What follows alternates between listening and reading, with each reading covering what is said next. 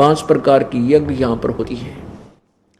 एक यज्ञ है धर्म की, दूसरी यज्ञ है ध्यान, और तीसरी यज्ञ हवन की, चौथी यज्ञ प्रणाम, और 5वीं यज्ञ ये ज्ञान की चल रही है। यहाँ पर एक यज्ञ है धर्म की, यहाँ धर्म भंडारा चलता है। आप किसी भी समय आते हो, रात्रि में, दिन में, दोपहर में, ये सदा व्रत कबीर भगवान का आपको चलता मिलेगा। इस चारद्वारी के अंदर आने के बाद आपको केवल सिमरन की चिंता रह जाती है और किसी चीज की नहीं। ये धर्म भंडारा उन पुण्यात्माओं के सहयोग से चलता है, फिर उनको भगवान कितना लाभ देगा। परमात्मा कहते भूखा भोजन देते हैं वो पहुंचेंगे परवान ने। आप जी यहाँ कोई रोटी खाने नहीं आते, खाना खाने नहीं आते, आप भगवान के लिए आते हो। जैसे हम पहले जाते थे, सालासर जाता था ये दास हनुमान की पूजा करने, हनुमान जी की, और वहाँ एक किसी बूंदी सी मूर्ति, उसकी शक्ल भी अच्छी को ना, ऐसे हो रहे थे हम भ्रमित, और इतनी श्रद्धा थी उसमें। और वहाँ क्या करते थे, होटलों पर अपने पल्ले खाना खाया करते, श्रद्धानियों की नहीं थी भगवान मिल जाए। लेकिन वो तरीका भगवान मिलने का नहीं था। तो आप यहाँ खाना खाने नहीं आते, आप तो भगवान के लिए आते हो। और फिर आपको ये सुविधा मिल जाए तो आत्मा और खुशी होती है, आशीष देती है, अपने आप आत्मा प्रसन्न हो जाती है। तो वो जो हिलोर उठती है वो पुण्य परमात्मा के उन बच्चों को मिलता है जिनका यहाँ सहयोग से भंडारा चल रहा है। और ये सभी दान, जैसे पंखे लगे हैं, ट्यूब जग रही है, मैट बिछा रखे, शेड बनाया, ये सारा धर्म और पुण्य ही, ये सब पैसा पुण्य से ही बना हुआ होता है। और जिनका इसमें सहयोग है उनको परमात्मा सीने से लगाएगा और उनको इतना देगा, गिनती नहीं होगी। एक यज्ञ है धर्म की, ये धर्म भंडारा चल रहा है। दूसरी यज्ञ है ध्यान। यहाँ आने के बाद आपको परमात्मा याद रहता, चर्चा चलती है तो मालिक की चलती है, एक दूसरे से डिस्कस करते हो, जो पुराने भक्त हैं वो नयों को समझाते हैं, वो भी आपको एक ध्यान यज्ञ होती है। और साथ में यह ज्ञान यज्ञ भी होती है। अब ज्ञान यज्ञ के साथ ध्यान का जोड़ है, क्योंकि जो परमात्मा की चर्चा चलेगी उसके अंदर ध्यान भी रहेगा। तो ऐसे एक यज्ञ धर्म की, दूसरी यज्ञ ध्यान, तीसरी यज्ञ हवन की। यहाँ पर ध्यान ऐसे नहीं जैसे 8 योग कर साधना लगाओ 2.5 घंटे सुबह 2.5 घंटे शाम में, वो के ध्यान होया। तुम ज्ञान ही पूरा नहीं है उन लोगों का जो ऐसी साधना बताते हैं, उनका ज्ञान ही झूठा है। तो परमात्मा कहते हैं झूठा ज्ञान ध्यान कहाँ लाओ, ये बात बेदा चतुराई। तुम्हारा ज्ञान ही यूजलेस है, तुम्हारी सिद्धांत ही गलत है। तुम ध्यान कहाँ लगाए बैठे हो, क्यों ड्रामा कर रहे हो, वाद विवाद करके चतुरता दिखा रहे हो। हमारा ध्यान है जैसे जो पति भरता पति से राती, आन पुरुष नहीं भावे, बस पी हर में सुरत प्रीतम, ऐसे ध्यान लगावे। अब जैसे बेटी का ब्याह हो गया, जब वो ससुराल से अपने घर आती है तो रहती घर पर है, सारा काम करती है, और ऊपर से कति कोई महसूस नहीं कर सकता, लेकिन उसका ध्यान अपने पति के पास रहता है। कहते हैं इसको ध्यान कह, हमारा ऐसा ध्यान है। तो वो ध्यान है, ये हठ योग वाला ध्यान संतों ने नहीं बताया। कबीर परमात्मा कहते हैं मुझे सो सतगुर मन भावे, जो आंख ना मूंदे कान ना रूंदे ना अनह दुल जावे, जो सहज समाध बतावे। सहज ध्यान, समाध माने ध्यान, ये सहज समाधि है। तो यहाँ 5 यज्ञ चलते हैं। तीसरी यज्ञ हवन की, यहाँ पर ये अखंड ज्योत चलेगी 3 दिन तक। एक जो पाठ कराता है उसमें लगभग 1 किलो देसी घी 3 दिन में हवन हो जाता है एक व्यक्ति का। और जो भी कराता है उसका 3 दिन के अंदर उतना ही अलग अलग से ज्योति जला करके उतना घी हवन होता है। ये हवन की यज्ञ है। और चौथी योग प्रणाम, या प्रणाम करते हैं, दंडवत प्रणाम करते हैं, ये भी एक यज्ञ का काम करती है। लेकिन सच्ची श्रद्धा से, हृदय से, न देखा देखी की भक्ति का कोई लाभ नहीं होता। लेकिन 1-2 बार शुरू माता जब तक देखा देखी करे, सारे करें तो मैं भी कर लूँ, लेकिन उसका विशेष फिर श्रद्धा बननी चाहिए। कहते हैं जय गोपाल दंडवत कर पैरा पड़ प्रणाम, पर दुआ करो दिल पाक से, वो असला असली इस्लाम। जय गोपाल दंडोत करे, पैरा पड़ प्रणाम, पर दुआ करो दिल पाक से। जय गोपाल बोल ले और चाहे दंडवत प्रणाम कर ले, चाहे दिल में श्रद्धा नहीं है, कोई ऐसे का लाभ नहीं। दुआ करो दिल पाक से, सच्चे लगे श्रद्धा से प्रार्थना करो, जो दंडवत प्रणाम करते समय आधीनी भाव से, वो असला असली सलाम, वो तेरी सही प्रणाम काउंट होगी। और पांचवी यज्ञ है ज्ञान की। अब ये ज्ञान यज्ञ आपको सत्संग के माध्यम से सुनाया जाता है।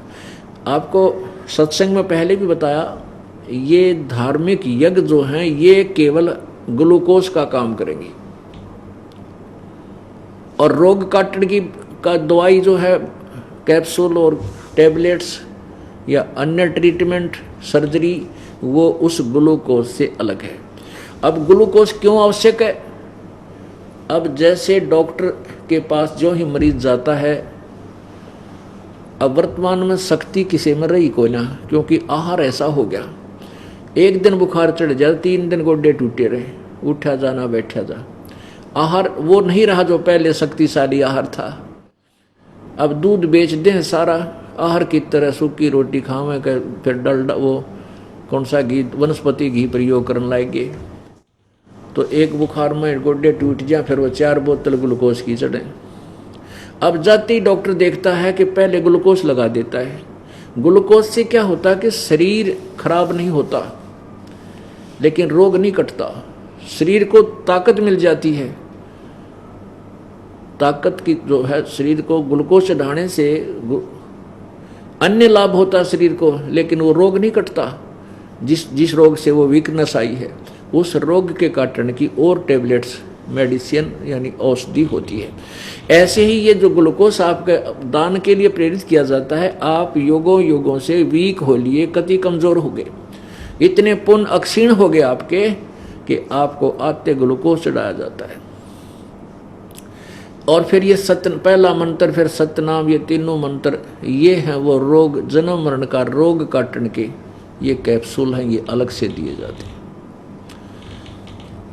अब जैसे पुण्यात्माओं पहले, जैसे ये मुसलमान धर्म के अंदर 5 बार नमाज करते हैं, ये बुरा नहीं है, अच्छा है, लेकिन कंप्लीट ट्रीटमेंट नहीं है। जैसे हिंदू धर्म के अंदर गीता जी का पाठ या वेदों का कोई मंत्र जाप करते हैं, ये गायत्री मंत्र बनाकर ओम नाम ला दिया, यजुर्वेद अध्याय नंबर 36 के मंत्र नंबर 3 का, और उस बार बार उस मंत्र के बार बार रिपीट करने से एक ज्ञान यज्ञ का फल मिलता है, लेकिन मोक्ष नहीं। गायत्री मंत्र ओम नहीं चाहिए उसके साथ लगाना, भूल के भी नहीं लगाना चाहिए, ये अज्ञानियों की बनाई हुई थ्योरी है। जब परमात्मा ने एक मंत्र बोल दिया अपने मुख से, उसके साथ और हम जोड़े हैं तो अपनी नालायकी की सिद्ध कर रहे हैं। उतना ही बोलना चाहिए जितना भगवान ने उसमें लिख रखा है। जैसे किसी कंपनी ने एक पिस्टन बना के दे रखा है किसी मोटर गाड़ी का, मोटरसाइकिल का, स्कूटर का, और उसके साथ कोई अपनी समझदारी उसका नट वेल्ड कर देता है, और देखो अब कितना सुंदर बन गया, उसने बिगाड़ दिया, वो किससे काम का ना छोड़ा।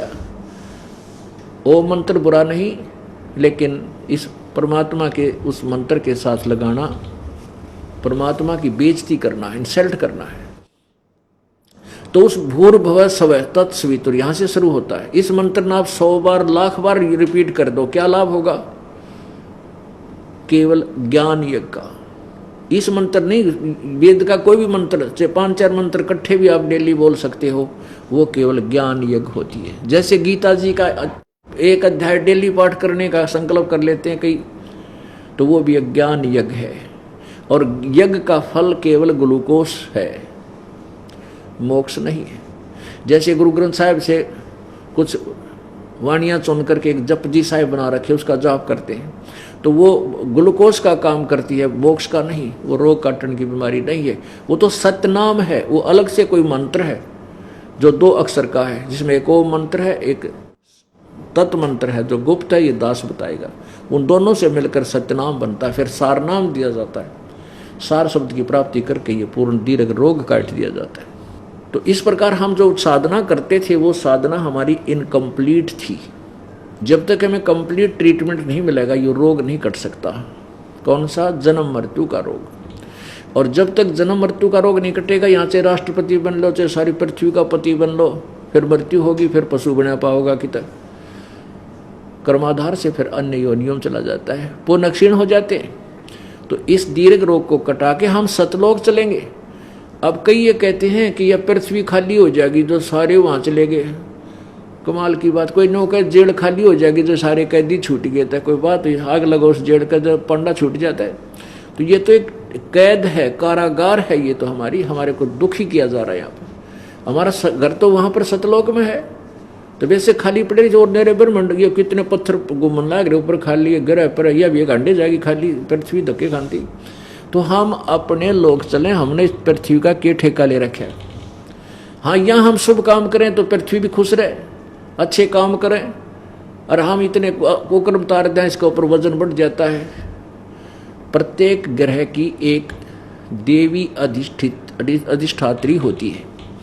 ये 33 करोड़ देवता ने काल ने धंधा ला रखे हैं। प्रत्येक का जैसे सूर्य देवता है, ये सूर्य नहीं, एक और देव है। ऐसे चंद्रमा एक और देवता है, उसको चांद के जितने भी चंद्रमा है 21 ब्रह्मांड उनका कंट्रोलर बना दिया। वो राज्य कर रखे हैं। जैसे कोई मंत्री है, मुख्यमंत्री है, अपने साथियों ने प्रसन्न करने की खातिर किसी ने चेयरमैन बना दे है, किसी ने कुछ बना दे है, उन्होंने धंधा लाए रखे। तो ऐसे इस काल ने सारे बढ़ो रखे। तो हमने अपने सतलोक चलना है, यहाँ का ठेका नहीं लेना। यहाँ क्या होगा, सारे चले जाएंगे, देख खाली पड़ी रहेगी, घूमे जाएगी, अपन क्या करना इसका। तो पुण्यात्माओं, आप ज्ञानहीनता के कारण हम ऐसे विचारों में उलझ कर और काल के जाल में रह जाते हैं। अब ये ज्ञान यज्ञ चल रहा है। ज्ञान यज्ञ में बताया जाता है कि देते को हर देत है, जहां तहां से आने, ना दिया वो मांगते, फिरो फिर परमात्मा सुने ना कान। अब कहते करे करावे साइया, मन में लहर उठा, दादू सिरदर जीव के वो आप बगल हो जा। आप आरती, आप साजे, आप किंगर, आप बाजे। अब जैसे आपने सुना है कि जैसे द्रौपदी का चीर बढ़ गया और द्रौपदी के बाद और किसी का ना बढ़ा, और सुना किसी ने, या तुमने भी भक्ति की होगी, कदे बढ़ा किसी का नहीं। और इस दास की, जब इस मालिक का सही भक्ति मिली, इस दास की एक लोहे की जाली बढ़ गई।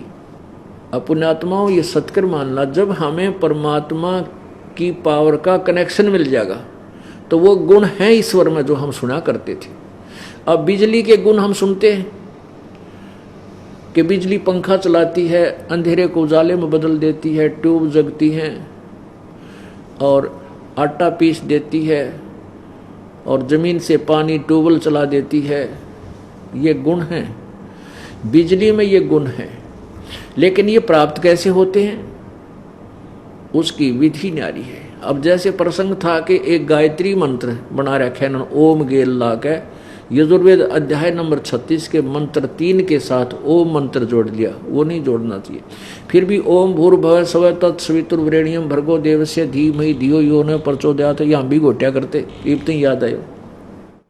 लेकिन ये वेद का मंत्र है और इसमें गुण है कि वो परमात्मा स्वयंभू है, भूर्भुवः स्वः, और वो पूर्ण परमात्मा सबका रचने वाला सविता है। वो हमारी बुद्धि को परमात्मा की तरफ अपने ही चरणों में लगाए रखे, भक्ति योग्य बनाए रखे, ये गुण है। ये इसका अर्थ है। इसको बार बार 100 बार पढ़ ले, लाख बार पढ़ ले, 1000 बार पढ़ ले, ज्ञान यज्ञ मिलेगा लेकिन भगवान नहीं मिलेगा। अब जैसे हम बिजली के गुणों को 1000 बार पढ़ लें, बिजली पंखा चलाती है, ट्यूबवेल चलाती है, आटा पीस देती है, ऐसे करती है, तो वो तो गुण है ही। चाहे 100 बार कह लें, चाहे 10 बार पढ़ लें इसको, इससे ज्ञान होता है कि बिजली में के गुण हैं और वो बिजली का लाभ कैसे मिलता है। वो प्रोसीजर अलग है। बिजली वाले के ऑफिस में जाओ, वहाँ उनकी टर्म एंड कंडीशन पूरी करो, फार्म भरो, जो भी वो एविडेंस मांगते वो दो, पैसे जो मांगे वो जमा कराओ और फिर कनेक्शन ले लो, फिर वो लाभ देखियो, बिजली आपको लाभ देगी। ऐसे ही प्रभु के गुणों में लिखा है आप उन गुणों को गाते रहो और वो गुणों को प्राप्ति की विधि अपनाओगे नहीं तो आपको वो लाभ परमात्मा के नहीं मिल सकते। अब कुछ नकली संतों ने, ऋषि महर्षियों ने झूठे शास्त्र विधि त्याग का मनमानी क्रियाएं आपको दे दी। वो ऐसी दे दी, फिटिंग कर दी और तार जोड़ दिया कनेक्शन, लेकिन उसने जिस से आपका तार जोड़ा है, जिस पावर हाउस थे, उसमें लाइट नहीं है। वो किताब बबूल के लटका बांध रखा तार उसने, और ऊपर से बहुत बढ़िया पावर हाउस दिखा रखा है और किकर के लटके तार बांध के आपको कनेक्शन दिए बैठे हैं। आप रोज वो गुण भी गाते हो, भगवान ऐसा करता है, भगवान ऐसा करता है, किसी को होता नहीं, किसी के नहीं हो रहा था। अब देखना, आप कनेक्शन लेकर जाओगे, बिजली आपके घर पाओगी। आप कनेक्शन, वहां से कनेक्शन मिलता है, आपके जाने से पहले आपके घर लाइट पहुंच जाती है। इसी प्रकार आप यहाँ नाम लेकर जाओगे, आपके घर पर भगवान पहुंच जाएंगे और वहाँ बैठे थारे भूतान और पितरा ने दे लट्ठा उड़ा घर तक काटेंगे पहले तो।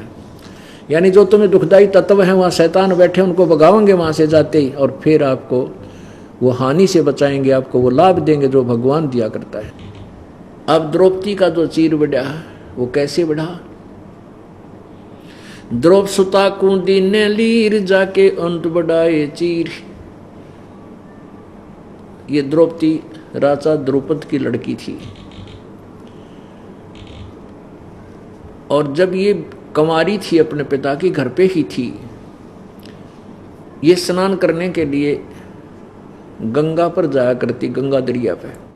वहां इनके पिता ने अपनी बेटी और रानियों के नहाने के लिए एक सुंदर घाट बना रखा था। और द्रौपदी की काफी सहेली थी, वो हजारों सहेलियों के साथ प्रतिदिन उस गंगा के घाट पर स्नान करने जाया करती थी वक्त से। और परमात्मा को पता है कि मेरी प्यारी आत्मा, क्योंकि हम जो भी यहाँ पदवी पाए हैं ये सभी परमात्मा कबीर जी की आत्मा है, और हमारे ऊपर आने वाली आपदाओं से बचाने के लिए वो परमात्मा ना जाने कितने कारण बनाता है।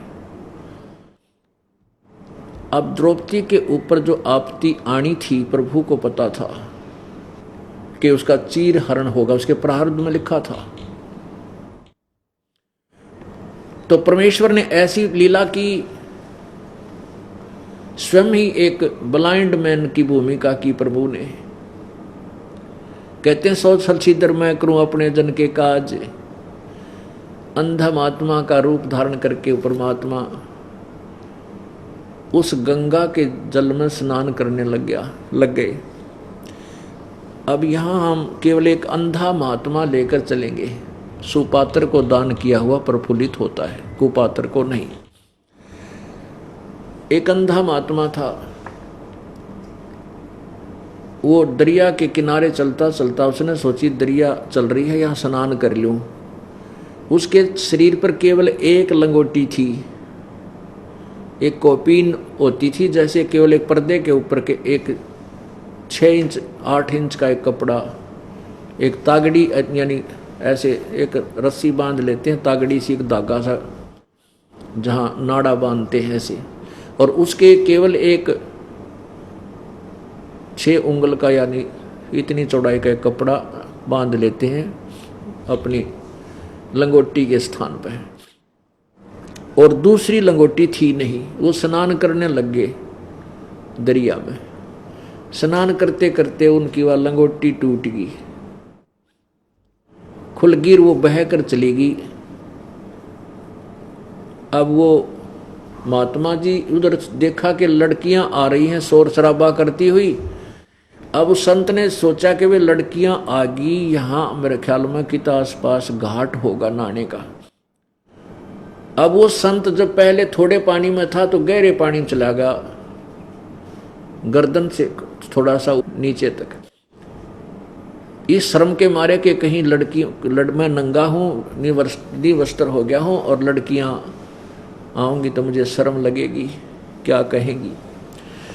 अब क्या देखा कि वो लड़कियां आई, जो घाट वहां से लगभग 100 फुट की दूरी पर था, वो स्नान करने की तैयारी करने लगी। द्रौपदी की नजर उस संत के ऊपर पड़ गई। अब कहते हैं साधु दर्शन राम का मुख पर बसे सुहाग, दर्श उन्हीं को होते हैं जिनके पूर्ण भाग। अब संत परमात्मा का ही स्वरूप माना जाता जब संत होता है। अब जो पुण्यात्मा होती है साधु भक्त को देखकर बड़ी प्रसन्न होती है और सोचता है कि मैं इनसे बात करूंगा, भगवान की सब चर्चा करूंगा। अब द्रौपदी के मन में आई कि साधु है, स्नान कर रहा है और हम भी नहा लेती हैं जल्दी सी, फिर महात्मा के साथ परमात्मा की चर्चा करेंगे, इनसे प्रभु के विषय में जानकारी प्राप्त करेंगे। अब द्रौपदी स्नान करने लगी। स्नान स्नून करके जब वह बाहर आई, खूब नहाई धोई, नदी में खूब उछल कूद करी और भूल बालगी। वह फिर आध घंटे में जब नहा धोकर बाहर निकली तब उसको फिर साधु दिखाई दिया। वो हो महाराज जी तो अभी नहा ही रहा है, बाहर आया नहीं है। फिर उसने ध्यान से देखा कि महात्मा नहा नहीं रहा है, ये तो कोई वस्तु ढूंढ रहा है, जैसे हाथ मार रहा है। फिर उसने देखा कि महात्मा जी तो निवस्त्र है और बाहर कोई वस्त्र है नहीं, ये शर्म के मारे बाहर नहीं निकल रहा, इसके पास कोई कपड़ा को नहीं। तो द्रौपदी ने क्या किया, अब देखो पुण्यात्माओं, इसको कहते हैं ज्ञान, और कहते हैं बैराग नाम है त्याग का 5-25 माह। अब कहते हैं काम क्रोध लोभ मोह अहंकार, ये जो पांचों हैं इन्हीं का इनकी दिशा बदल ले। हम लोभ करें तो ऐसा करें, कैसे करें। अब द्रौपदी ने देखा महात्मा निवस्त्र है और उसको ज्ञान इतना तो पता ही था कि मैं धर्म करूंगी तो मुझे मिलेगा, नहीं तो वो अपनी सहेलियों को भी कह सकती, नौकरानियों को भी कह सकती थी कि इसको एक साड़ी का टुकड़ा दे दो महात्मा को। और बांधी तो एक राजा की लड़की के कहने से नौकरानियां तो पूरी साड़ी की साड़ी घेर देख जाते, 2 देवेगी। लेकिन नहीं, यहाँ ज्ञान में लोभ करना ऐसे सिखाया प्रभु ने, ज्ञान ने, कि द्रौपदी के मन में था कि मैं दान करूंगी मुझे मिलेगा, ये करेंगी इनको मिलेगा, इनको चांस क्यों दूं, बेईमान ना करे, लोभ करे तो ऐसा करे। उस लड़की ने, राजा की लड़की देखो कितना सुंदर साड़ी पहन रही होगी, कितनी कीमती होगी। जैसे हम अपने बेटे बेटी को स्कूल भेजते हैं या कपड़े लाते हैं, हम चाहे मैले कुचले किसी पहन रहे हैं फटे पुराने, पर अपने बच्चों को बहुत अच्छा वस्त्र ला कर देते हैं, अच्छे कीमती, जितनी हमारी सामर्थ्य है। तो ऐसे राजा की लड़की की कितनी सुंदर साड़ी होगी, कितनी कीमती होगी। लड़की ने आव देखा ना ताव देखा, अपनी साड़ी में तो एक बिलात, एक गट यानी 8-9 इंच का कपड़ा नो पड़ा, एक लीर सी, और दरिया में डाल दी कि महाराज जी का हाथ लग जाए, क्योंकि वो जिधर जल जा रहा था बहता हुआ, उस साइड में 100 फुट नीचे था, नहा रहा था जल में। अब वो महात्मा को दिखाई नहीं दे रहा था, अंधे थे। वो जो है वो साड़ी का टुकड़ा दूर से निकल गया। लड़की ने एक और पाड़ा, फिर वह दी 7-8। अब देखो 2 गिट में कितना कपड़ा चला जाता है, ऐसे 4 फिर 8, यानी आधे से ज्यादा साड़ी फाड़ कर डाल दी, फाड़ कर डाल दी, लेकिन महात्मा का हाथ लगी नहीं। अब लड़की ने सोचा भाई कोई बात नहीं, वो निकट न्यों नहीं जाना चाहती कदे महात्मा शर्मा जावे लड़की की आवाज सुन के। फिर उन्हें और वो शर्मांती भी नहीं जावा थी, महाराज निवस्त्र। फिर उन्होंने सोचा मेरे पिता के समान है, राज ये महादुखी है, यदि अब इसको कपड़ा नहीं मिलेगा तो सारा दिन इसमें सड़ेगा और कितना रात ने निकलेगा, और फिर इसके पास कपड़ा नहीं, महात्मा शर्मदार है, पता नहीं क्या सोच बैठेगा। इस उद्देश्य से लड़की ने एक लंबी लकड़ी उठाई, लंबी लकड़ी, और उस लकड़ी का एक लपेटा देकर उस एक ऐसे चीर फिर फाड़ा अपनी साड़ी को, और उसमें लपेट के और लंबी लकड़ी करके जहाँ महाराज जी ऐसे हाथ कर रहे थे, वो साधु जी ऐसे ढूंढ रहे थे, उसके आसपास वो कपड़ा कर दिया, उसके हाथ लग गया। अब साधु के हाथ लग गया तो हाथ पकड़ लिया उसने और फिर देखा। अब अंधे के हाथ आँखें का काम कराया करें।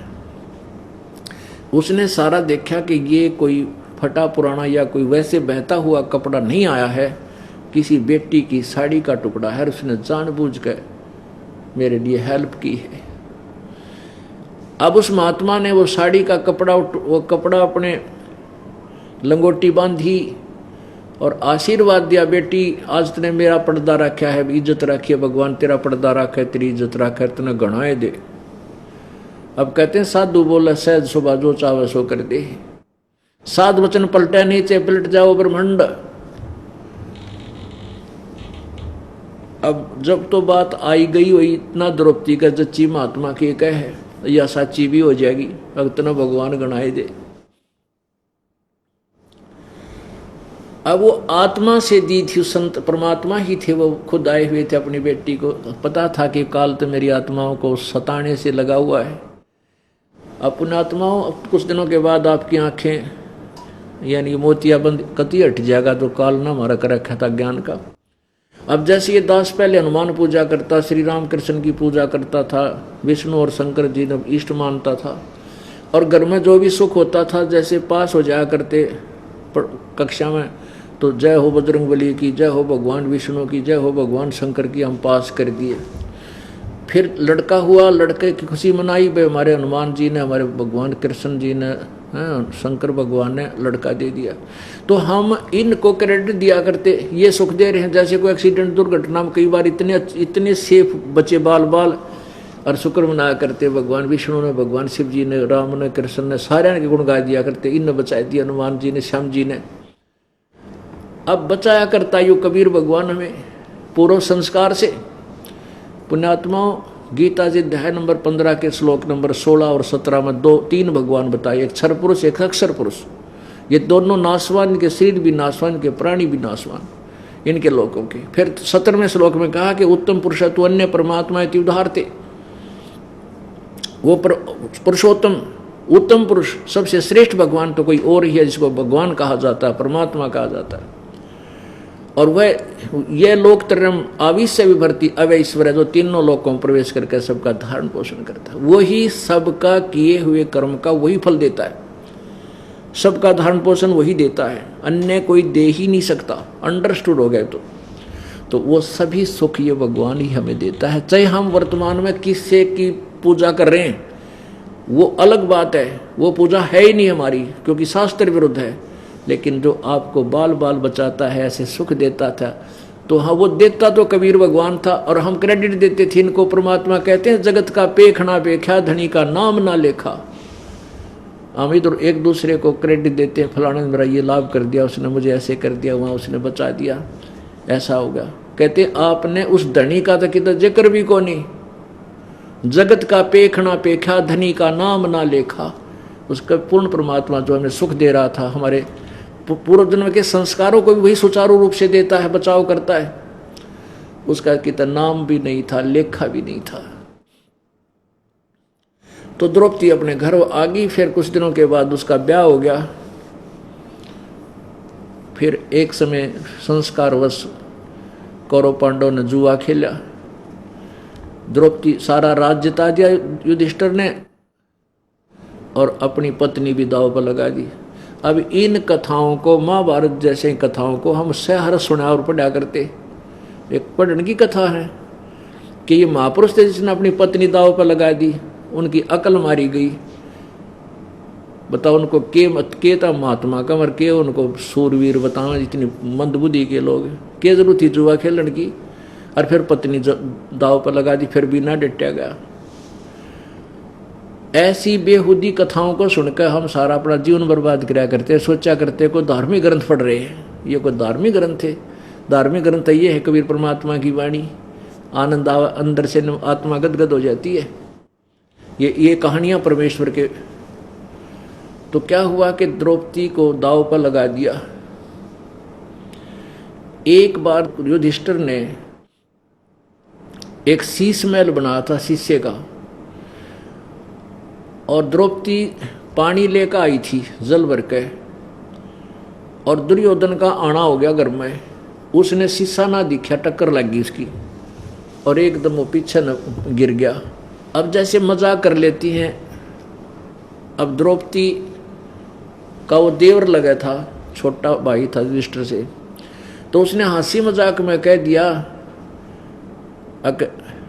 अंधों का अंधे होया करें। ये आम पहले मतलब मजाक आम आदमी कर लिया करते थे ऐसे, लेकिन दुशासन दुष्ट आत्मा था, उस बात का बड़ा दुख मान गया और मन मन में सोच लिया कि तुझे मजा दिखाऊंगा, चखाऊंगा, अंधा का अंधे हैं या आंखों वाले हैं। उस प्रतिशोध के कारण जब द्रौपदी को जुए में जीत लिया युधिष्ठिर से दुर्योधन ने अपने भाई दुशासन से कहा कि जा उस द्रौपदी को ला पकड़ के उसके बाल पकड़ के घसीट कर ला। उससे पहले नौकरानी भागी गई कि द्रौपदी बात बिगड़ गई, आपको जुए में हरा दिया, आपको जुए में जीत लिया दुर्योधन ने, और उसने कहा है कि द्रौपदी को लाओ और सभा में नंगी करूंगा। अब द्रौपदी कहती है कि हे बावड़ी, क्या बात कर रही है तू, सभा में कौन कौन है वहां पर? कि 500 पांडव बैठे हैं और भीष्म पितामह है, द्रोणाचार्य और कर्ण आदि भी विद्यमान है, चाचा विदुर भी है। फिर द्रौपदी बोली ऐसी सभा में ऐसा जुल्म होया करे, तेरा दिमाग खराब है, नंगी क्यों करेंगे मेरे को? अब देख लिए उनकी नीयत खराब है। अब इतनी बात हो रही थी, तेरे दुशासन पहुंच गया कि आजा, अब तुझे मजा चखाएंगे, हम अंधे हैं आंखों वाले, तुझे दिखाएंगे। अब द्रौपदी के बाल पकड़ के घसीट के लेकर चल पड़ा। अब पहले द्रौपदी ने यह सोचा था कि मेरे 500 पांडव बैठे, बकल तार देंगे जब मेरा हाथ ला दिया था। और फिर दूसरा देखा था वहां भीष्म पितामह जैसे महापुरुष बैठे, कर्ण जैसे योद्धा और द्रोणाचार्य जैसे गुरु बैठे और चाचा विदुर जैसे सहनशील व्यक्ति बैठे। वहां ऐसी गड़बड़ हो सकती है, ये नहीं होने देंगे। अब जब वहां जाकर देखा उसने, द्रौपदी ने, और दुशासन ने कहा कि हम तो अंधे हैं भाई, हम अंधे हैं। द्रौपदी ने कहा था अंधा का अंधे होया करें, जन्म लेते हैं। क्योंकि धृतराष्ट्र तो दुर्योधन के पिताजी वो जन्मजात अंधे थे, तो कहने लगा हम तो अंधे हैं भाई, द्रौपदी ने नंगी कराएंगे भी सभा में, हमने दिखा थोड़ा ही है, इसकी क्या बेइज्जती होगी। अब द्रौपदी ने सोचा ये तो बात बिगड़गी सचमुच, ये तो काम बिगाड़ेंगे। फिर उसने देखा अपने 500 पांडवों की तरफ, उन्हें नीचे न गर्दन कर ली क्योंकि हार चुके थे। फिर उसने देखा भीष्म पितामह द्रोणाचार्य और कर्ण की तरफ, उन्होंने भी नीचे गर्दन कर ली, कोई सहारा देने को तैयार नहीं। विदुर की तरफ देखा, जब विदुर खड़ा हुआ, विदुर ने कहा कि भले मनसो दुर्योधन, कुछ विवेक से काम ले बेटा, तुम किसकी इज्जत, किसकी बेइज्जती कर रहे हो? अपने भाई की पत्नी को सरेआम तो नंगा करने जा रहा है, तो अपनी बेइज्जती खुद कर रहा है। एक का कुल एक का परिवारा, विदुर कहे ये बंदू थारा, एक का कुल एक का परिवारा। विदुर के मुख पर लगा थपेड़ा कि तू तो है इन पांडवों का चेहरा।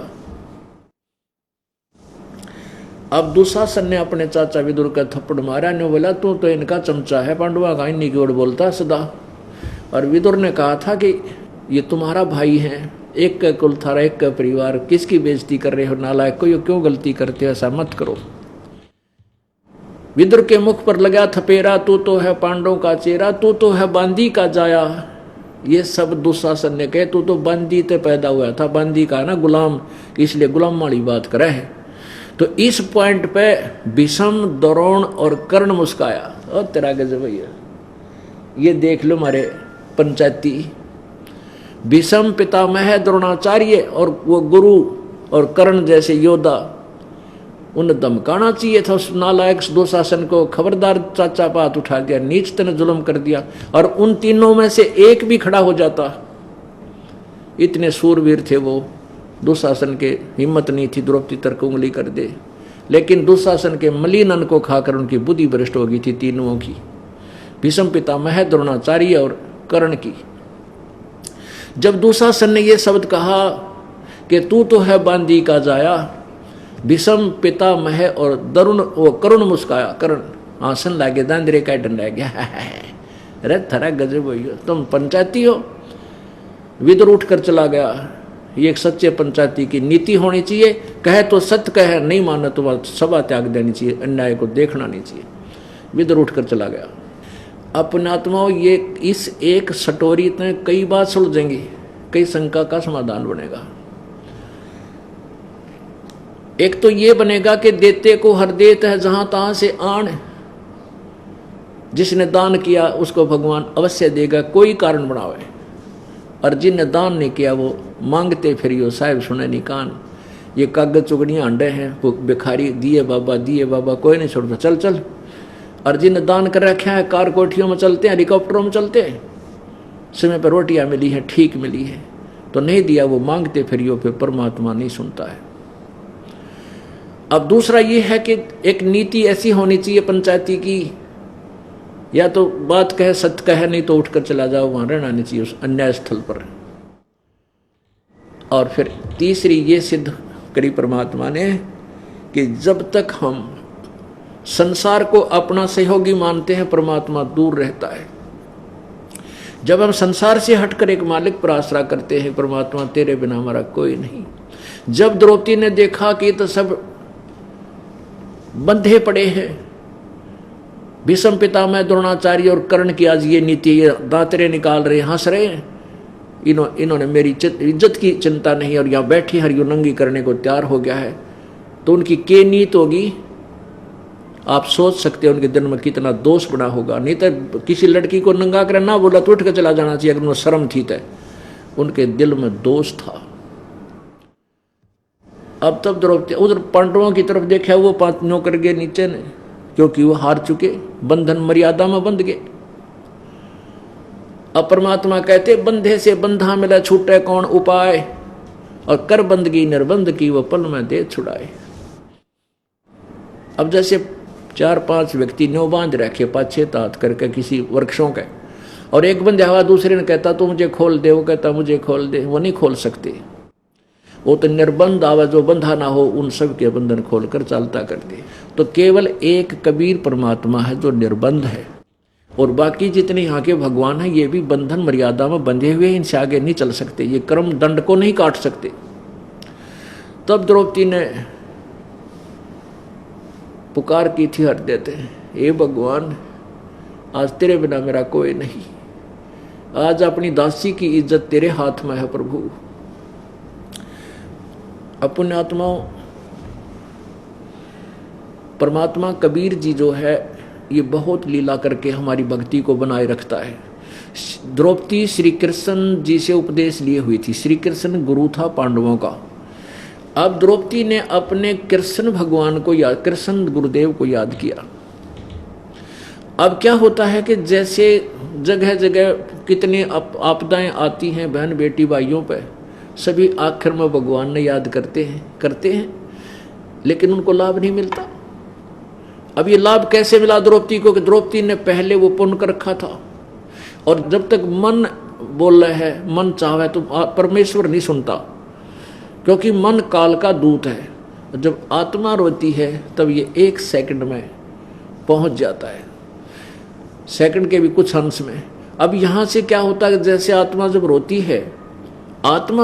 है, पुकार करती है प्रभु की, तो यहाँ की इसकी पुकार रिफ्लेक्ट होकर के धर्मराज के दरबार में जाती है, न्यायाधीश के, वहाँ उसके दरबार में जाती है, उसकी वो फिलोपी वो सीढ़ी खुल जाती है पुनोवाड़ी, और धर्मराज देखता है कि इस आत्मा के ऊपर आपत्ति है, इसका कोई पुण्य है जिससे मैं इसकी मदद कर सकूं। तो उसमें क्या देखा कि द्रौपदी एक महापुरुष अंधे को और निस्वार्थ भाव से दान कर रही है, और कपड़ा दान किया। और इस संत को दिया हुआ दान तो इतना दिया जा सकता है कि कितना कर दें उतना भी कम है। अपने आत्मा वो कहते हैं कर सोशल छिद्र मैं करूं अपने जन के काज, वो परमेश्वर स्वयं आए हुए थे, उनको दिया हुआ दान तो धर्मराज के दरबार में ढेर लिखा हुआ था, उसका इतना प्रतिफल बन गया।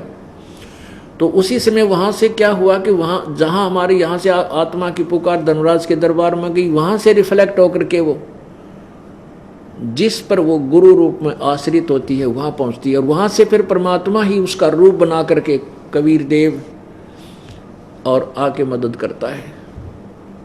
अब ये एक विधान बना रखा परमात्मा ने, उस विधान को भी वही अपने को सारे को निभाता हुआ हमारी मदद करता है।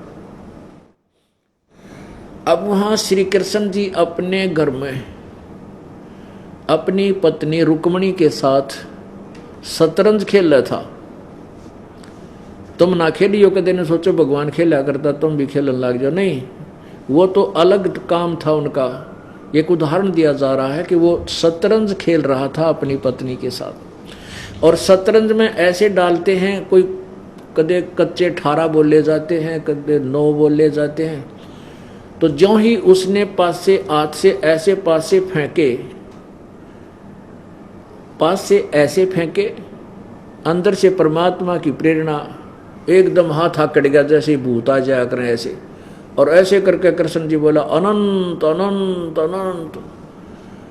अब रुक्मणी कर पकड़ा मुस्काई, अनंत कहा वो को समझाई कि ये अनंत अनंत क्यों के कर रहे हो तुम, मुझे बताओ, आपने पास से डाले हैं, इसका बोल कच्चे 12 हैं पक्के 18 हैं क्योंकि ये बोल। तो कृष्ण जी के कह रहा है कि दुशासन ने द्रौपदी पकड़ी और हमरी भक्ति सकल में सकरी, जय हमरी भक्त बिछोड़ी होई, हमरा नाम न लेवे कोई। अब कृष्ण तो वहां पासे खेल रहा है, तंदेही से पासा डारी पहुंचे सूक्ष्म रूप मुरारी। वो कबीर परमात्मा मुरारी माने जो राक्षसों का नाश करता है। कर्म सबसे बड़ा दुख, राक्षस हमारे कर्म है, इन पाप कर्मों का भी अरि यानी शत्रु कबीर भगवान है। अब कृष्ण तो वहां खेल रहा है, वह सूक्ष्म रूप धारण करके परमात्मा कहते हैं करे करावे साइया मन में लहर उठा, और दादू सिरदर जीव का वो आप बगल हो जा। आप सामने नहीं आता परमात्मा। भक्ति की आस्था बनाए रखने के लिए कि गुरु मर्यादा भी रहनी चाहिए, नहीं तो बर्बाद हो जाएगी, भक्ति काल बर्बाद कर दिया। इसलिए परमात्मा उस सारी स्थिति को सूझबूझ से सोच समझ कर करता हुआ इस भक्ति की गाड़ी को इस बिचली पीढ़ी तक खींच कर लाता है ताकि अब ये पार हो सके। तो उसी समय वहां से परमात्मा कबीर जी सूक्ष्म रूप बनाकर पूर्ण ब्रह्मा पहुंचे सूक्ष्म रूप मुरारी, खेचत खेचत खेच कसीसा सिर पर बैठे हैं जगदीशा। द्रौपद सुता को दीने लीर, द्रौपद सुता द्रौपदी की बेटी ने, यानी द्रौपद राजा की बेटी द्रौपदी ने द्रौपद सुता को दीने लीर, जाके अंत बढ़ाए चीर। खेचत खेचत खेच कसीसा सिर पर बैठे हैं जगदीशा। अब दुशासन खींच खींच के तंग हो लिया, पसीना पसीना हो गया और साड़ी का ढेर लाग गया नो, और द्रौपदी का निवस्त्र नहीं कर सका, थक के वो पहलवान दुशासन कहते 1000 हाथियों का ताकत का आदमी था, और थक कर बैठ गया। क्रोध मैंने कहता ही देखो इसकी बेइज्जती करूंगा, लेकिन जिस पर मालिक राजी है कौन बिगाड़ दे उसका, नहीं फिर भगवान है नहीं, मिथ्या हो जाती भगवान की कथाएं। लेकिन नहीं, भगवान ने अपनी स्थिति को बराबर रखा है। अब कुछ दिनों के अब बात खत्म हुई, हार के बैठ गए एक लोग मुंह लटका के, द्रौपदी काट के उस चीर ने अपना चली गई अपने महल को। अब पुण्यात्माओं कुछ दिनों के बाद श्री कृष्ण जी आए। श्री कृष्ण जी को पता भी कोई ना क्या हो गया। जब द्रौपदी ने आकर बताया कि परमात्मा आपने मेरी इज्जत रख दी, ऐसे ऐसे कहानी हो गई थी, मेरे को बेइज्जती करे थे और आपने मेरे निरे चीर बढ़ा दिए। अब पुण्यात्मा विचार करना, इस दास के रूप में परमेश्वर कबीर जी आपके घरों में हजारों संख्या की गिनती करा दूं, उनके घर जाके आप आए थे, सामने हमने दिखे, ये आशीर्वाद देगी और हमारा ये लाभ हो गया। अब दास को क्रेडिट देता करता कबीर भगवान है। ऐसे ही उस कृष्ण को पता नहीं और परमेश्वर आकर कर गए सारा काम। अब कृष्ण जी को पता चला कि हे परमात्मा, द्रौपदी कहती है कि आपने मेरी इज्जत रख दी परमात्मा। अब द्रौपदी पूछती है कि मेरे कौन से कर्म का फल था भगवान। अब कबीर परमात्मा ने कृष्ण जी को दिव्य दृष्टि दे दी कि इस बेटी का पेटा भर जा। और इसके मुख से सुनकर औरों को भी दृढ़ विश्वास हो कि कौन से पुण्य का इसको लाभ मिला। जब कृष्ण जी को पिछली वो सीन देखा कि द्रौपदी तू एक बार जब ब्याही भी ना थी, इस तरह विवाह नहीं हुआ था, उसमें आपने एक अंधे महात्मा को ऐसे साड़ी पाड़ कर डाली थी, 7-8 कोपिन तत्न, वैसे बैगी नहीं हाथ लगा, फिर लंबी लकड़ी का लपेटा दे करके उसके हाथ के निकट किया था। उस संत को दिए हुए उस एक बिलात के टुकड़े का 9 इंच टुकड़े का प्रतिफल है ये, इसे महापुरुष को तने दान कर रखा है। अब द्रौपदी कहती है, हे भगवान, हे परमात्मा, जब मुझे पहले नो भी पता होता ये महापुरुष ऐसे हैं तो ना जाने उसको के दान कर देती। एक लीर के कारण मेरे हो गए चीर अपार, जब मैं पहले जानती तो सर्वस्व देती वार। अपने आत्माओं, आपको वो समय मिल गया ये दान धर्म करने का। पहले तो आप वैसे कुर्डियां पे घेरो थे, कहीं दान भी करो थे, वो यूजलेस था, क्योंकि कुपात्र को दिया हुआ दान कभी नहीं फल सकता। अब आपको वो सुपात्र मिल गया है, वो यथार्थ भक्ति विधि मिल गई है। अब परमात्मा कहते समझा है तो सिर दर पाओ और नहीं रे ऐसा दाओ। अब जब आपके समझ में आ गया कि ऐसा संत नहीं, ऐसा मार्ग नहीं, ऐसा भगवान नहीं, और फिर बार बार ये मनुष्य जीवन नहीं, और अब भी आप भक्ति नहीं करोगे, ये साधना नहीं कर पाओगे, हाथ से नहीं छोड़ पाओगे, तो फिर बहुत पछताओगे।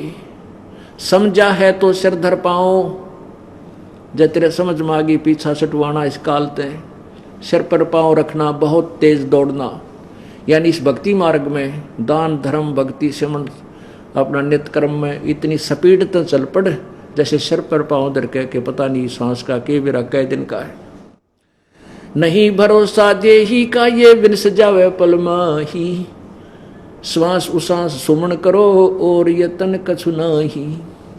तो परमात्मा कहते हैं समझा है तो सिर दर पाओ, यदि तू समझ गया इस कहानी को तो स्पीड खींच दे भगवान की भक्ति की, सिमरन की, भूल जा सारे संसार को और समर्पण कर भगवान को। देख फिर रंग कुछ ही दिनों में आपके घर में कितना सुख होता है, आपका मोक्ष होगा, परमात्मा प्राप्ति होगी। बोलो सतगुरुदेव। नमस्कार सर।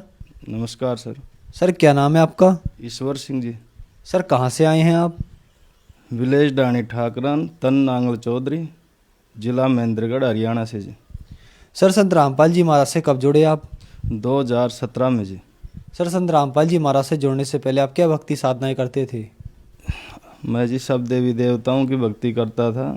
उसके बाद में मैं धन सतगुरु तेरा आसरा से जुड़ा हुआ था, सिरसा से जी। 9 साल तक उनकी भक्ति की मैंने। 9 साल में मुझे ऐसा कोई भी अनुभव नहीं हुआ जिससे मुझे लाभ हुआ हो। उसके बाद में ये कांड होने के बाद में, जेल में जाने के बाद में मैं विचलित सा हो गया था कि अब क्या करें, ये भक्ति सत्य नहीं है। जब गुरु जेल में इस कांड से गए, ऐसे में विचलित सा हो गया था। अचानक दिल में ऐसे प्रेरणा होती थी कि अब मैं कहाँ जाऊँ। सर फिर आप संत रामपाल जी महाराज की शरण में कैसे आए? एक दिन मैं टीवी के अंदर सत्संग देख रहा था, तो सत्संग देखते देखते बहुत से साधुओं के सत्संग आते थे साधना चैनल पे। तो एक दिन क्या हुआ कि संत रामपाल जी महाराज का सत्संग चालू था। मैं उस सत्संग को देखा। देखने के बाद में मुझे ऐसा अनुभव हुआ कि हमने बहुत से साधुओं के सत्संग देखे, लेकिन इनमें कुछ अलग, सब कुछ अलग सा दिख रहा है। तो मैंने उसको गौर से देखना शुरू कर दिया। 2 दिन देखा, 3 दिन देखा। मैंने देखने के बाद में मेरे को प्रेरणा ऐसे जागी कि ये संत पूरे संत हैं, इनकी भक्ति सत्य है, सतग्रंथों से मैच करती है सारी। तो मैंने उनकी छानबीन करके 2-3 सत्संग और देखे, और देखने के बाद में अचानक दिल में ऐसी प्रेरणा होने लगी कि तू एक दिन भी लेट मत कर, तू चल। तो मैंने पता किया, स्क्रीन पे नंबर लिए। नंबर लेने के बाद में एक भगत से फ़ोन मिलाया। फ़ोन मिलाने के बाद में मैं नारनौल पहुंचा नामदान केंद्र पे। तो नामदान केंद्र पे मुझे कुछ नियम बताए गए। नियम बताने के बाद मैंने कबूल किए नियम सब। परमात्मा की पहले से भी दया थी, इतने ऐब नहीं थे। और मालिक का सत्संग सुनने के बाद में मैं यहाँ नामदान केंद्र पे नियम सब सुन के और परम संत सतगुरु रामपाल जी महाराज से उपदेश लिया। सर, संत रामपाल जी महाराज से नाम दीक्षा लेने के बाद आपको क्या क्या लाभ प्राप्त हुए? सतगुरु रामपाल जी महाराज से नामदान लेने के बाद में सबसे प्रथम तो मुझे ये पता लगा कि ब्रह्मा विष्णु महेश से ऊपर भी शक्तियाँ हैं। धन धन सतगुरु तेरा ये आसरा में उपमात्मक नाम दिए जाते थे। उस नाम से मेरे को यहाँ जुड़ने के बाद में पता लगा कि ये सतनाम नहीं है और मालिक की सतभक्ति भी नहीं, इससे मोक्ष प्राप्त नहीं है। और दूसरा लाभ ये हुआ कि धीरे धीरे मेरे को भक्ति करने लगा, परिवार मेरा सारा जुड़ गया। ये दया करी संत रामपाल जी महाराज ने। और लाभ ये हुआ कि मेरे घर से एलर्जी बनने से श्वास की बीमारी हो गई थी। मैंने जयपुर महात्मा गांधी के अंदर उनका 9-10 दिन तक इलाज करवाया। उसके बाद में सभी जांचें करवाई। डॉक्टर ने जवाब दिया कि इनको लाइफ टाइम तक ये बीमारी जा नहीं सकती जड़ से, और आप इसका ट्रीटमेंट करवा के दवाइयाँ शुरू करते रहो, लगातार लेते रहो। उसके बाद में छुट्टी लेके मैं 9 दिन बाद में घर आया। घर आने के बाद में दूसरे तीसरे रोज़ हम रात को सोए हुए थे।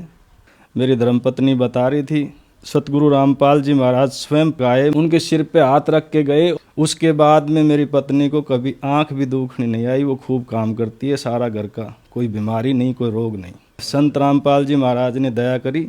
उसके बाद में जयपुर से 70 किलोमीटर आगे दूदू पड़ता है, वहाँ कोर्ट के अंदर मेरी तारीख थी। मैं रात भर के लिए थाना के अंदर दूदू थाना में था। सुबह मेरी पेशी होनी थी। पेशी के ऊपर जाने के बाद में वकीलों की और बसों की हड़ताल थी उसी दिन। तो क्या हुआ कि सब वकीलों की हड़ताल होने के कारण से मेरे को पुलिस वाले बोले तेरी किस्मत खराब है, और वकील ने खुद ने ये कह दिया था कि तेरी 1 दिन 2 दिन की जेसी होगी, जेल दाना पड़ेगा तेरे को, क्योंकि आज ये मतलब साइन नहीं करेंगे वकील, कोई भी तेरा केस वो साइन पे नहीं जाएगा तो आपको जेल जाना पड़ेगा। लेकिन मेरे हृदय के अंदर ये था कि सतगुरु की शरण में होते हुए मैं जेल नहीं जा सकता, मुझे दृढ़ विश्वास था। अब इतनी कहते कहते वहाँ पे जब मैं जज के सामने गया, जज के सामने जाते मैंने हाथ जोड़ के और सतगुरु के चरणों का ध्यान करके संत रामपाल जी महाराज का, और मैं सतनाम का सुमरन करता हुआ, जज स्वयं फाइल को मेरी को उठा के साइड में रख के उसने आवाज़ मरवाई। तो उसने वकील को बुलवाया, बुलवाने के बाद में साइन करवा के मेरी जमानत होगी। अब वहाँ वकील भी ये कह रहा था कि यार ये कैसे हो गया अचानक। मेरा स्वयं का छोटा भाई साथ था, वो भी बोला यार ये कैसे हुआ अचानक, ये तो होना ही नहीं था। इतने होने के बाद में सबको ऐसा हो यार कि कुछ दिन कुछ तो चमत्कार है। मैंने यही कहा कि भाई मैंने उपदेश ले रखा है और सच्चा सतगुरु संत रामपाल जी महाराज आए हुए हैं, उनसे नाम उपदेश तुम भी लो। ज्ञान चर्चा की, 10 मिनट बैठे और फिर मैं वहाँ से रवाना हो गया। तो जयपुर के लिए मैं आ रहा था सर, बसों की बिल्कुल हड़ताल थी। मैंने ट्रक को हाथ दिया, एक को ट्रक में पेप्सी भरी हुई थी 18 टन, और माड़ियों का था, वो दूदू का ड्राइवर था, मेरी उम्र से 10 साल और ज़्यादा लगा लो आप। वो ड्राइवर में बातें करते करते चल रहे थे। 20 किलोमीटर का सफ़र हमने तय किया दूदू रोड के ऊपर जयपुर की तरफ। और अचानक बात करके ना मैं तो कंडक्टर साइड में देखने लग गया, और ड्राइवर को चलते चलते ब्रेन हेमरेज हो गया, ड्राइवर ख़त्म हो गया। गाड़ी 65-70 की स्पीड में दौड़ रही थी फुटपाथ की तरफ से लेन में टच में, और अचानक मैंने देखा तो बीच वाले लेन पे गाड़ी आगे बैक के। मैंने देखा ड्राइवर सो गया तो मैंने जगाया तो वो मृतक था, वो और नीचे पड़ गया। संत रामपाल जी महाराज की दया हुई और फुटपाथ की तरफ चलने के बाद में 18-19 बल्लियाँ तोड़ी गाड़ी ने, फिर भी कंट्रोल करी मालिक ने, और सतनाम का सुमरन ऑटोमेटिक चालू हो गया मेरा। और मैंने जैसे ही ड्राइवर को धक्का दिया तो ड्राइवर चेत में हो गया। ड्राइवर उठते के साथ में कह रहा था कि वो 5-6 जने को कहाँ गए, मुझे पकड़ के ले जा रहे थे। मैं कहा भाई कुछ भी नहीं है, मालिक ने दया कर दी, बख्श दी तेरी ज़िंदगी। साइड में बैठ के उनकी शांति दिला के जयपुर तक मैं स्वयं गाड़ी चला के लाया, और उस ड्राइवर को कहा कि भाई तेरी मृत्यु नज़दीक है, तू नाम ले ले। उनको बताया कि 14 नंबर जयपुर के अंदर नामदान केंद्र है, संत रामपाल जी महाराज से उपदेश ले ले, अगर ज़िंदगी चाहता है तो। नंबर दिए मैंने, और उन्होंने कबूल किया इस बात को कि मैं नंबर लेकर और जा रहा हूँ, वहीं गाड़ी छोड़ दूंगा आज ही। दूसरा सुख मेरे को ये हुआ, नहीं तो पता नहीं कहाँ अड़जता में क्या होता मेरा। तीसरा नंबर का सुख मेरे को ये हुआ कि मेरी मम्मी को अभी पेट में अचानक पानी भर गया। जब सभी जांचें जयपुर में करवाई तो उनको बच्चादानी में गांठ बताई। डॉक्टरों ने कहा कि इनको कैंसर है। मैंने परमात्मा से सतगुरु रामपाल जी महाराज से अर्जी लगवाई। अर्जी के अंदर परमात्मा ने कहा कि दया करेंगे मालिक, और स्वयं 2-3 रोज बाद में परमात्मा सतगुरु रामपाल जी महाराज आए, उनके सिर पे हाथ रख के गए और बोलो भक्ति करते रहो और चिंता मत करो, मालिक दया करेंगे। उसके बाद में वो ठीक हैं। ये सुख हुए सब मेरे को। सर, संत रामपाल जी महाराज से नाम दीक्षा लेने के बाद आपको बहुत सारे लाभ प्राप्त हुए, तो जो श्रद्धालु आज आपको देख रहा है आप उन्हें क्या कहना चाहेंगे? मैं तो यही कहना चाहूँगा कि ये पूर्ण संत हैं, शास्त्रों में प्रमाणित संत हैं, जो इनकी सभी वाणियाँ इनके ऊपर थमती हैं, सभी सतग्रंथों को जानते हैं। मेरे को कल्याण हुआ, जैसे आप भी अपना कल्याण करवाइए। और संत रामपाल जी महाराज का ज्ञान सारे स्टेटों के अंदर चल रहा है, बुक के माध्यम से, भक्तों के माध्यम से, टीवी के माध्यम से, नेट के माध्यम से। आप देखिए ज्ञान को और अपना दुख दर्द मिटाइए और मोक्ष प्राप्त करो। सर, संत रामपाल जी महाराज से नाम दीक्षा कैसे प्राप्त की जा सकती है? साधना चैनल के ऊपर जब सत्संग चलता है उसके नीचे एक पीली पट्टी चलती है, उस पट्टी के अंदर नीचे मोबाइल नंबर हैं। उन मोबाइल में से नंबर लेके आप बात कर सकते हो और जहीं भी नज़दीक नामदान केंद्र है वहाँ से नामदान ले सकते हो। धन्यवाद सर। धन्यवाद सर।